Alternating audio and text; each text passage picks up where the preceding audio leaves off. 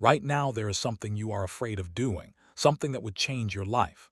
Maybe it is a conversation, maybe it is a business move, maybe it is leaving something comfortable for something uncertain. And every day you do not do it, fear wins. Fear keeps you small, fear keeps you safe, fear keeps you exactly where you are. But here is what you have been wrong about. Fear is not telling you to stop. Fear is telling you to go. Fear is not a sign of danger, it is a sign of direction. The thing you fear most is the thing you must do next. This audiobook is about flipping the script on fear forever. It is about installing a protocol that makes you run toward what terrifies you because you understand that on the other side of that terror is everything you want. Introduction: the fear you misunderstood. You have been lied to about fear. You were taught that fear is a signal to stop, a warning sign, a red light. You were taught that courage is the absence of fear, that brave people are not afraid, that if you feel fear it means you are not ready, it means you should wait, it means you should choose safety.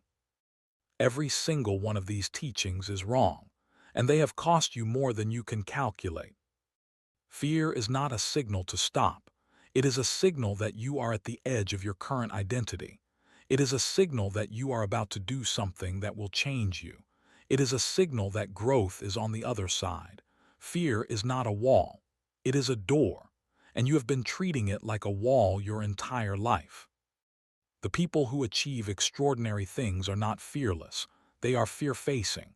They feel the same fear you feel. They hear the same voice in their head that says turn back. But they interpret that voice differently. They hear it as a green light, not a red light. They hear it as a compass pointing toward what matters most. They hear it as a challenge that must be accepted. Fear is not your enemy. Fear is your fuel.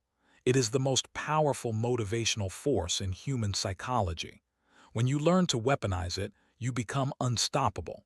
Not because you are no longer afraid, but because you have learned to run toward fear instead of away from it. This audiobook is the Fear Protocol. It is the complete system for turning fear from a paralyzing force into a propulsive force. It is not about overcoming fear. It is about using fear. It is not about becoming fearless. It is about becoming fear-fueled. By the time you finish listening, you will have a mind that does not avoid fear but seeks it out. You will have a protocol that systematically exposes you to what terrifies you until it no longer has power over you. You will have an identity that is built on the foundation of running toward what others run away from. The protocol is not theoretical, it is practical, it is daily, it is relentless. It is the same system used by special forces, elite athletes, and high performers in every field. It works. It will work for you. Let us begin. Chapter 1: The Fear Audit. Before you can weaponize fear, you must understand what you are afraid of. Most people have a vague sense of their fears. They know they are afraid of failure or rejection or uncertainty, but they have never done a complete audit. They have never written down every specific fear that controls their behavior, and until you see them clearly, you cannot face them. The fear audit is a simple but brutal exercise. Take a notebook and write down every fear that influences your decisions, not the vague ones, the specific ones. What specific conversations are you afraid to have? What specific actions are you afraid to take? What specific risks are you afraid to accept? Fear of calling that potential client, fear of publishing that article, fear of telling your boss you want a raise, fear of ending that relationship, fear of starting that business, fear of investing that money, fear of public speaking, fear of being seen, fear of being judged, fear of being wrong, fear of being laughed at, fear of being alone, fear of being too successful, fear of outgrowing your friends, fear of becoming someone your family does not recognize. Write them all down. Do not censor. Do not minimize. Do not rationalize. Just write. This will take time. You will discover fears you did not know you had. You will see patterns. You will see how many of your fears are not about danger. They are about discomfort. They are about the unknown. They are about the possibility of failure. Once you have the list, categorize them. Group them by domain: career fears, relationship fears, financial fears, social fears, creative fears, physical fears. This categorization shows you where fear has the most control over your life. Now rank them, not by how scary they feel, but by how much they are costing you. Which fears are keeping you from the life you want? Which fears are blocking the most important moves? Which fears have been in control the longest? These are your priority targets. The fear audit is not a one-time event. It is a living document. You add to it as you discover new fears. You cross off fears as you conquer them. You review it weekly to remind yourself what you are facing. It is your map of the territory you must cross. Most people will not do this audit. It is uncomfortable. It is confronting. It is easier to keep fears vague and floating in the background where they can control you without you having to look at them. But you are not most people. You are building a fear protocol, and the audit is the first step. Chapter 2: Fear as a Compass. Here is the fundamental reframe that changes everything. Fear is not a warning sign telling you to stop. Fear is a compass pointing you toward what matters most. The thing you fear most is the thing you must do next. Your brain is not afraid of things that are irrelevant to you. It is not afraid of things that do not matter. It is afraid of things that threaten your identity. It is afraid of things that could change your status. It is afraid of things that would force you to grow. This means that fear is a direct indicator of where your growth edge is. Think about it. You are not afraid of eating the same breakfast you ate yesterday. You are not afraid of driving the same route to work. You are not afraid of having the same conversations with the same people. These things are safe because they are familiar. They do not threaten your identity. They do not require growth. But you are afraid of starting that business. Because if you start that business, you might fail, and failure would threaten your identity as a capable person. You are afraid of having that hard conversation. Because if you have that conversation, the relationship might end, and that would threaten your identity as someone who is liked. You are afraid of investing that money. Because if you lose it, you would threaten your identity as someone who is smart with money. Fear always points toward the identity-level threat, and that is exactly why you must run toward it. Because identity-level threats are the only things that can change your identity, and your identity determines your life. When you feel fear about a specific action, ask yourself, what identity is this threatening? What version of myself would have to die if I took this action? What new version of myself would be born? The fear is showing you the path to transformation. It is showing you the door. All you have to do is walk through it. This reframe turns fear from a stop signal into a go signal. When you feel fear, you no longer think, I should avoid this. You think, this is exactly what I need to do next. Fear becomes your compass. It becomes your guide. It becomes the voice that tells you where the gold is buried. The more you use fear as a compass, the more reliable it becomes. You start to trust it. You start to chase it. You start to get excited when you feel that familiar knot in your stomach, because you know you have found the next level. This is the mindset shift that separates the fear-facing from the fear-avoiding. It is not that the fear-facing do not feel fear. They feel it more acutely because they are constantly putting themselves in situations that trigger it. But they interpret it differently. They see it as a signpost, not a stop sign. Chapter 3: The Exposure Method. You cannot think your way out of fear. You cannot analyze it away. You cannot rationalize it into non-existence. Fear is a physiological response. It lives in your body. It lives in your nervous system. And the only way to change your relationship with fear is through exposure, through action, through doing the thing that terrifies you until it no longer terrifies you. This is the exposure method. It is systematic, it is deliberate, it is relentless. It is how you weaponize fear. The exposure method works on a principle called habituation. When you are exposed to a stimulus repeatedly, your physiological response to that stimulus decreases over time. This is how people who are afraid of heights become skydivers. They do not start by jumping out of a plane. They start by standing on a ladder. Then they stand on a balcony. Then they stand on a rooftop. Then they go up in a small plane. Then they jump. Each exposure is slightly more intense than the last. Each exposure allows the nervous system to adapt. Each exposure reduces the fear response. This is neuroplasticity in action. Your brain is literally rewiring itself based on your experiences. Your fear audit gave you a list of fears ranked by cost. Now you create an exposure hierarchy for each fear. You break each fear down into 10 steps. Step 1 is a tiny exposure that triggers a tiny amount of fear. Step 10 is the full exposure that triggers the full fear. If you are afraid of public speaking, step 1 might be speaking to a camera alone in your room. Step 2 might be showing that video to one trusted friend. Step 3 might be speaking to 3 friends in your living room.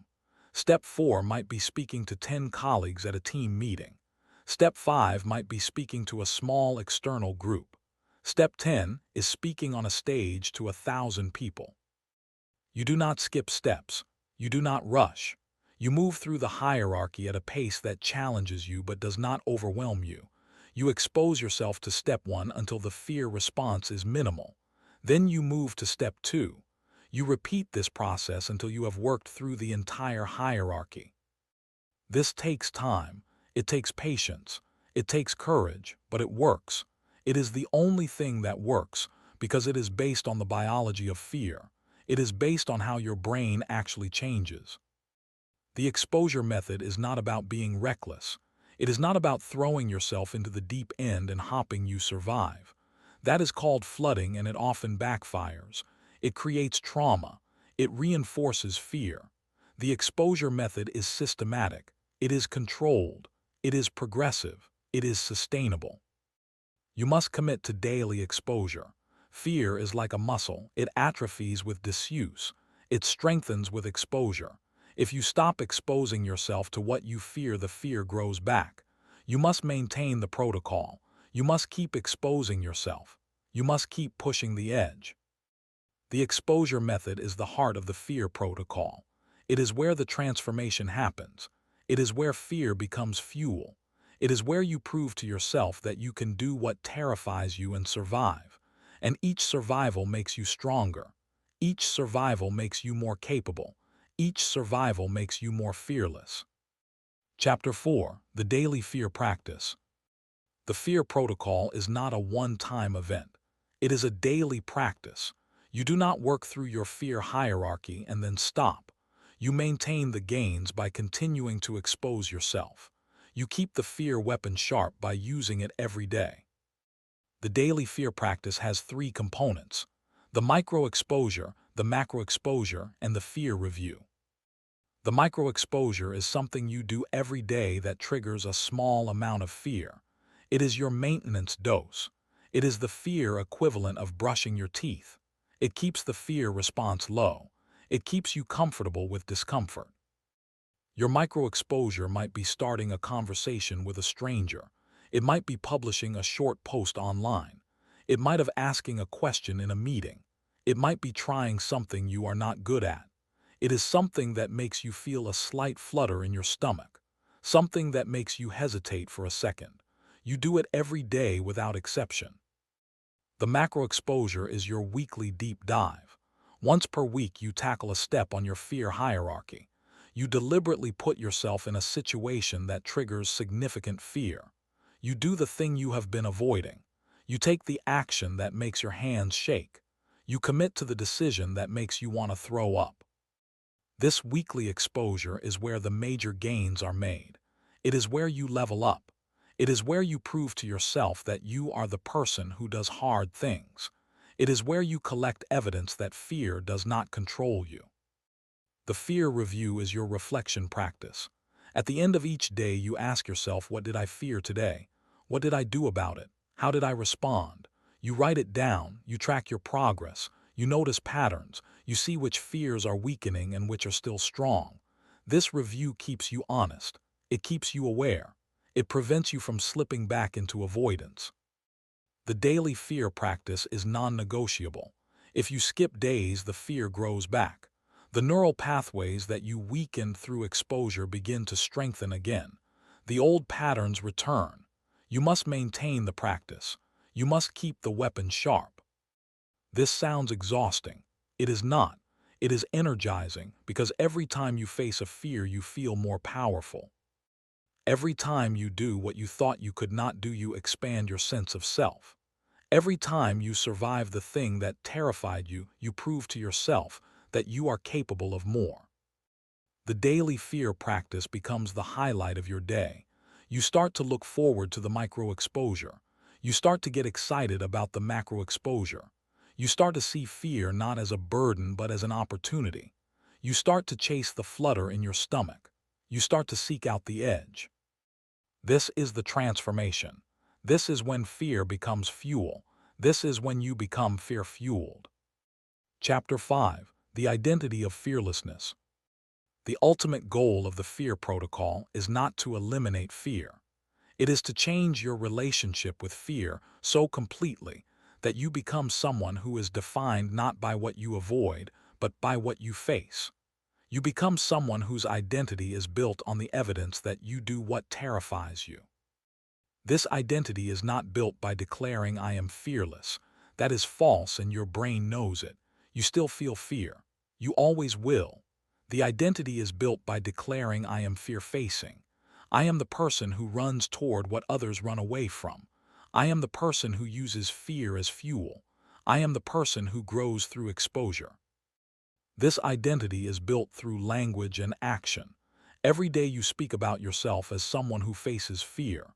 You say things like I am working through my fear of public speaking. You do not say I am afraid of public speaking. The first statement is active and forward-moving. The second is static and paralyzing.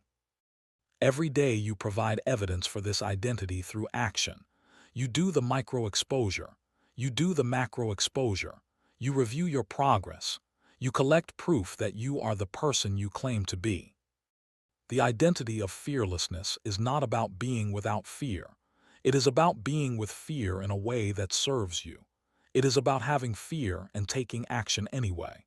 It is about making fear your companion instead of your captor. When you fully inhabit this identity, something remarkable happens. Fear no longer feels like a negative experience. It feels like a positive one. You feel fear and you get excited. You feel fear and you think I am about to grow. You feel fear and you know you are on the right path. This is the final stage of the fear protocol. Fear becomes not just fuel but a friend. It becomes the signal that you are alive, that you are growing, that you are becoming more than you were yesterday. Chapter 6. The Antifragility Principle.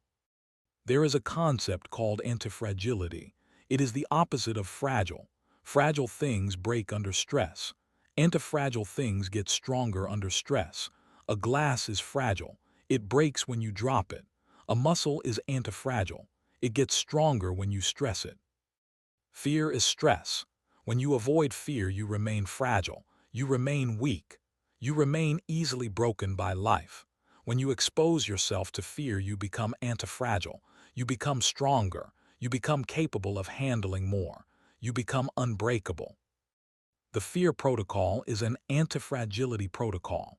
Every exposure is a stressor that makes you stronger. Every fear you face is a weight that builds your psychological muscle. You are not trying to avoid stress. You are trying to stress yourself in controlled ways that produce growth. This is how you build a life that is unbreakable, not by avoiding difficulty but by seeking it out. Not by protecting yourself from pain, but by using pain as a tool. Not by creating a comfortable life, but by creating a life that is constantly tested and constantly growing.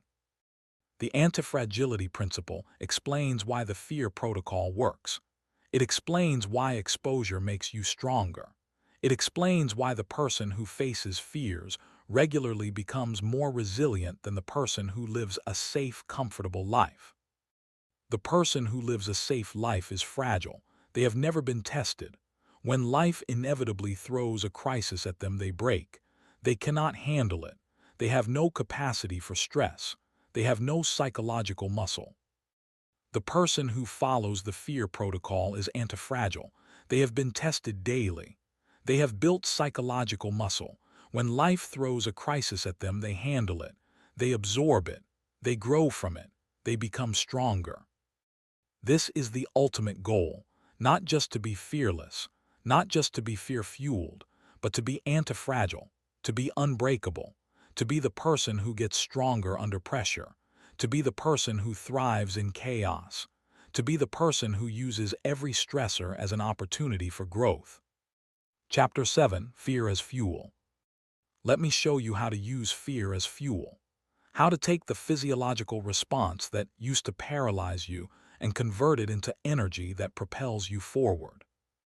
When you feel fear, your body releases adrenaline, your heart rate increases, your breathing speeds up, your muscles tense, your senses sharpen. This is the fight or flight response. It is designed to help you survive a physical threat. But in the modern world, most fears are not physical threats. They are psychological threats. The adrenaline response is still triggered, but there is no physical action to channel it into. So it stays in your body as tension and anxiety. It paralyzes you.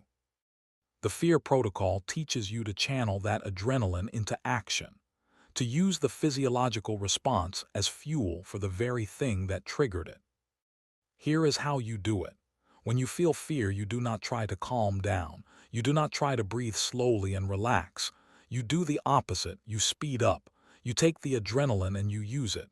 You let your heart pound. You let your breathing be fast. You let the energy surge through you, and you channel it into decisive action. You feel the fear of making the call, and you dial the number while your hand is shaking. You feel the fear of publishing the post, and you hit publish while your heart is racing.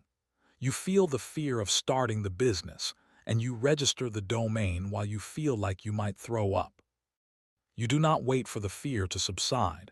You use the fear while it is at its peak. You weaponize it. You convert it from a brake into a gas pedal. This technique is called arousal reappraisal. It is the practice of interpreting the physiological symptoms of fear not as signs that you are in danger, but as signs that your body is preparing you for peak performance. Your pounding heart is not anxiety. It is your body delivering more oxygen to your muscles. Your fast breathing is not panic. It is your body increasing your alertness. Your tense muscles are not paralysis. They are your body preparing for action.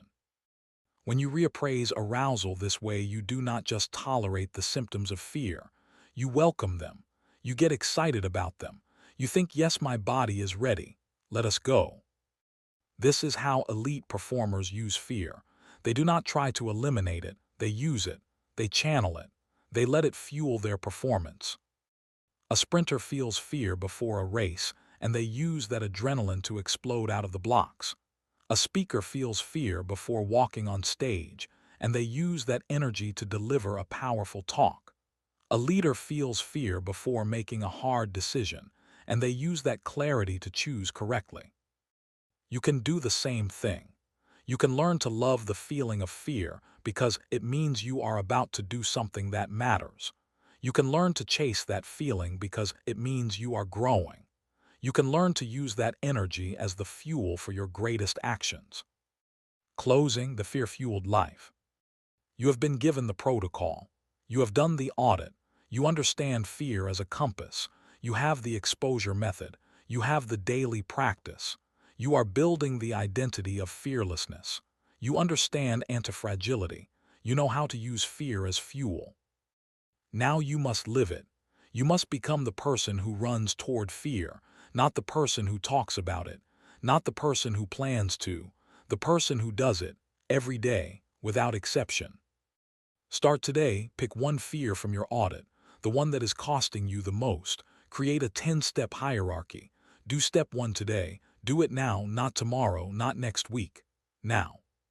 Feel the fear, notice it, welcome it, use it, take the action, survive. Then do it again tomorrow, and the day after, and the day after. The fear-fueled life is not a destination. It is a practice. It is a moment-to-moment choice to interpret fear as a green light. It is a moment-to-moment choice to act despite the voice that says turn back. It is a moment-to-moment choice to become more than you were yesterday. The world belongs to the fear-facing.